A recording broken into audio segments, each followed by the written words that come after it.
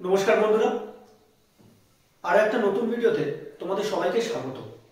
আজকের এই ভিডিওতে আমি তোমাদের সাথে আলোচনা করব পুলিশ কন্ট্রোল রুম নিয়ে। তো কলকাতা পুলিশ এবং ওয়েস্ট বেঙ্গল পুলিশের যে কন্ট্রোল রুম ডিউটি করতে হয়, সেই কন্ট্রোল রুম ডিউটি নিয়েই থাকছে আজকে আমার এই ভিডিওটা। এই ভিডিওতে আমি তোমাদের সাথে আলোচনা করব যে পুলিশ কন্ট্রোল রুমের স্ট্রেংথ, কতগুলো সেকশন থাকে, কন্ট্রোল রুমের মধ্যে কতগুলো সেকশন থাকে, কি ডিউটি করতে হয়, ডিউটির চাপ কতটা, এবং ডিউটি করার সাথে সাথে অবশ্যই বাড়ি যেতে পারবে কিনা, বাড়ির সাথে ঠিকঠাক মতো যোগাযোগ রাখতে পারবে কিনা, এবং কন্ট্রোল রুম ডিউটিতে কি নাইট ডিউটি করতে হয়, এরকম সমস্ত বিষয় নিয়ে আজকে আমি এই ভিডিওটাতে আলোচনা করব। তো চলো শুরু করি। প্রথমেই আমি বলবো কলকাতা পুলিশের ক্ষেত্রে যেহেতু জুরিডিকশনটা খুব ছোট, মানে কলকাতা সারাউন্ডিংটাই হচ্ছে কলকাতা পুলিশের জুরিডিকশন, তাই কলকাতা পুলিশের ক্ষেত্রে কিন্তু একটাই কন্ট্রোল রুম, যেটা লালবাজারে অবস্থিত। মানে লালবাজার থেকে পুরো কলকাতাকে কন্ট্রোল করা হয়। এবং ওয়েস্ট বেঙ্গল পুলিশের ক্ষেত্রে কিন্তু বিষয়টা এরকম নয়। ওয়েস্ট বেঙ্গল পুলিশের ক্ষেত্রে যেটা মেন কন্ট্রোল রুম, সেটা কিন্তু নবান্নে অবস্থিত, এবং সাব কন্ট্রোল রুম, ঠিক আছে, সাব কন্ট্রোল রুম সেটা কিন্তু ভবানী ভবনে অবস্থিত। এবং পশ্চিমবঙ্গ পুলিশের ক্ষেত্রে এই যে control room, Nabanna control room এবং সাব কন্ট্রোল রুম যেটা ভবানী ভবনে অবস্থিত, এগুলো কিন্তু ডিজিস কন্ট্রোল রুম বলা হয়, ঠিক আছে। এবং কলকাতা পুলিশের ক্ষেত্রে সিপিস কন্ট্রোল রুম বলা হয়। আচ্ছা, এবার আমি বলি যে কন্ট্রোল রুমে কি কি ডিউটি হয় এবং কত রকমের সেকশন আছে। প্রথমত কি কি ডিউটি হয় এটা বলার আগে আমি তোমাদেরকে বলি যে কতগুলো সেকশন আছে, তাহলে তোমরা বুঝতে পারবে যে সেকশন ওয়াইজ কাজগুলো তোমরা বুঝতে পারবে।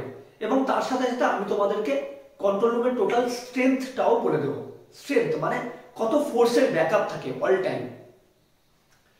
প্রথমেই আমি বলি কন্ট্রোল রুমের আন্ডারে কন্ট্রোল রুম বেসিক্যালি কন্ট্রোল রুমে কিন্তু অফিসিয়াল ডিউটি হয়। অফিসিয়াল ডিউটি বলতে আমরা যেটা বুঝি যে 10টা 5টার চাকরি, তো কন্ট্রোল রুমের ডিউটি কিন্তু 10টা 5টার চাকরি নয়।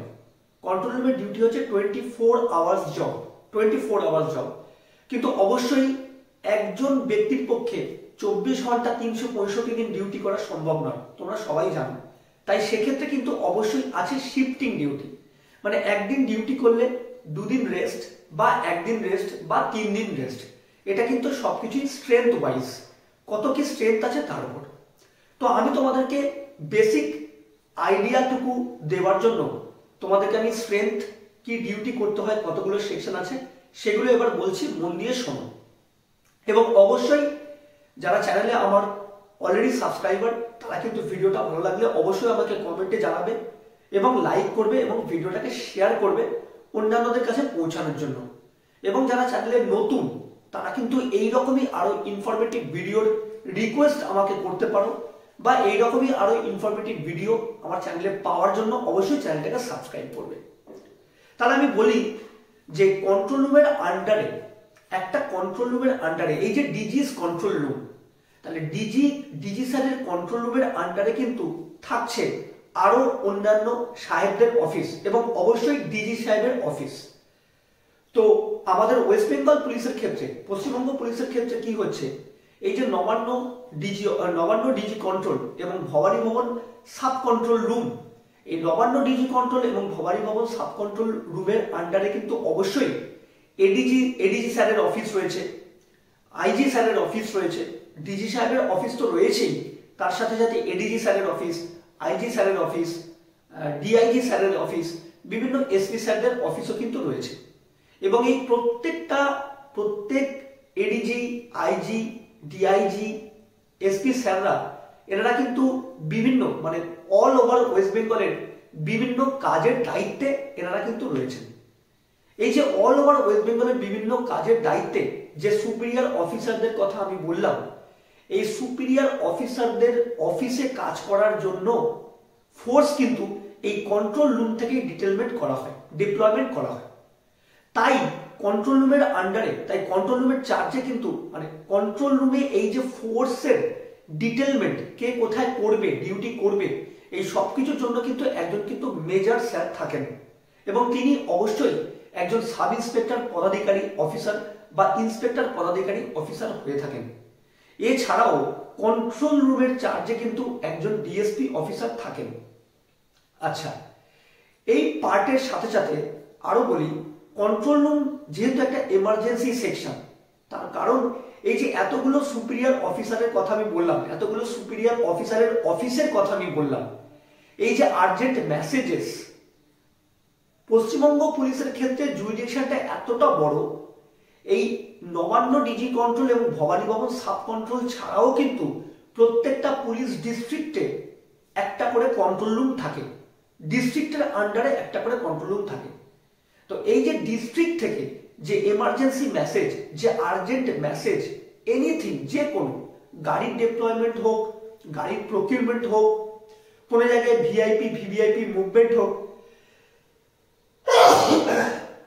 সরি, কোন রকম কোনো জায়গায় ভিআইপি বা ভিভিআইপি মুভমেন্ট হোক, এই সব কিছুর জন্য অ্যারেঞ্জমেন্ট, সিকিউরিটি অ্যারেঞ্জমেন্ট, গাড়ি অ্যারেঞ্জমেন্ট, এই সব কিছুর অ্যারেঞ্জমেন্ট কিন্তু এই ডিস্ট্রিক্ট কন্ট্রোল রুম এবং ভবানী ভবন বা নবান্ন কন্ট্রোল রুম, এই কন্ট্রোল রুমের মধ্যে কিন্তু যোগাযোগের মারফতেই কিন্তু এই অ্যারেঞ্জমেন্টগুলো করা হয়ে থাকে।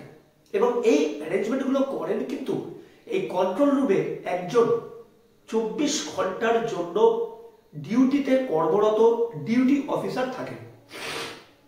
তাহলে 24 ঘন্টার জন্য ডিউটিতে কর্মরত যে ডিউটি অফিসার থাকেন, তিনি কিন্তু সাব ইন্সপেক্টর পদাধিকারী হয়ে থাকেন।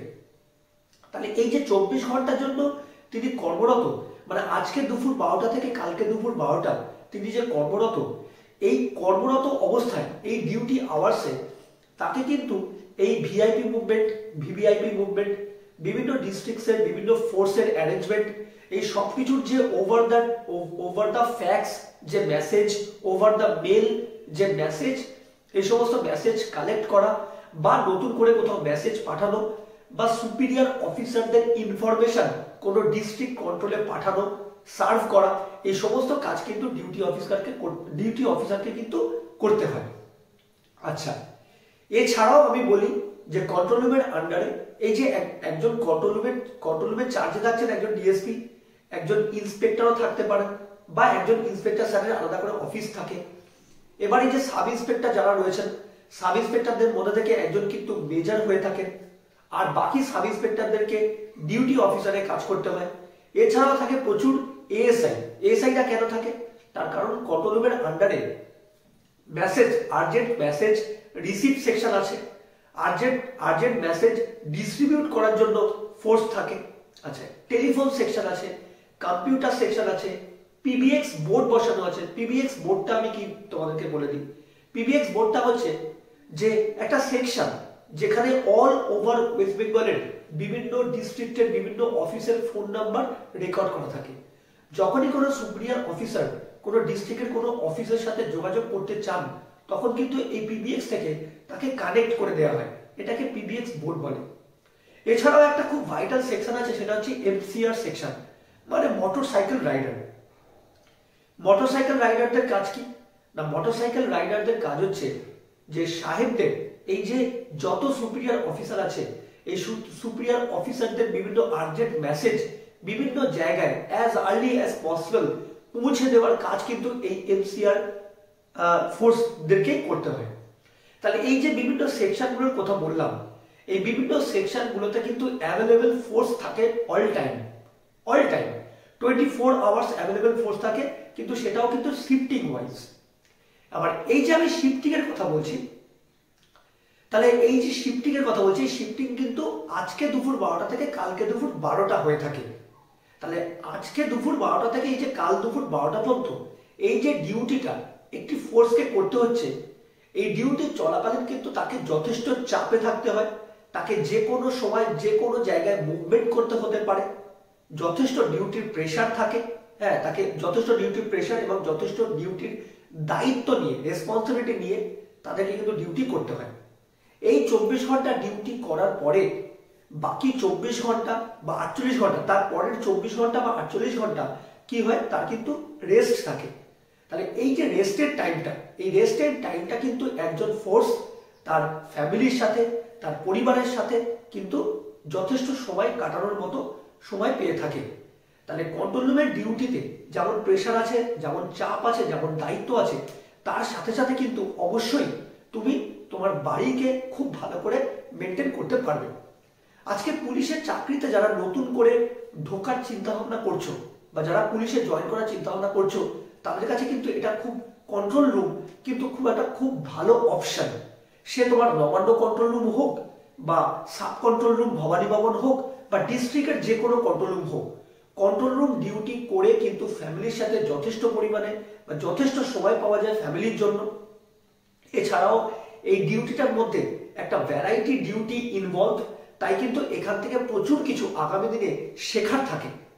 আচ্ছা, কন্ট্রোল রুম ডিউটির একটা ডিসঅ্যাডভান্টেজ আমি বলি।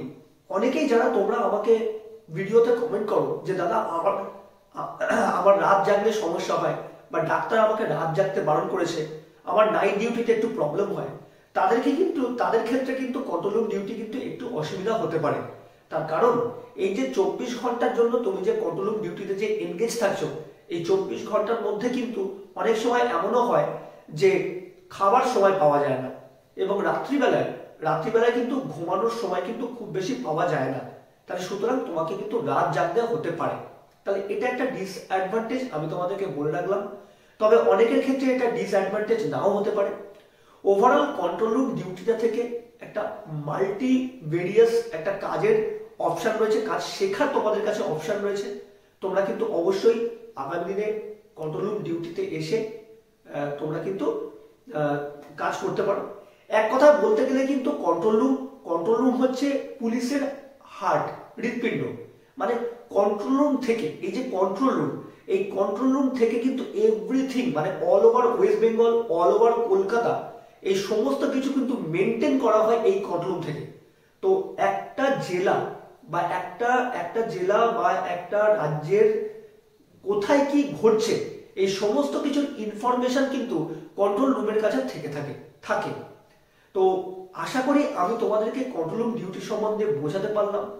তো যাদের এই ভিডিওটা ভালো লাগবে তারা কিন্তু অবশ্যই আমাকে জানাবে এবং আবার তোমাদের সাথে এর পরের কোনো ইনফরমেটিভ ভিডিওতে আবার তোমাদের সাথে দেখা হবে।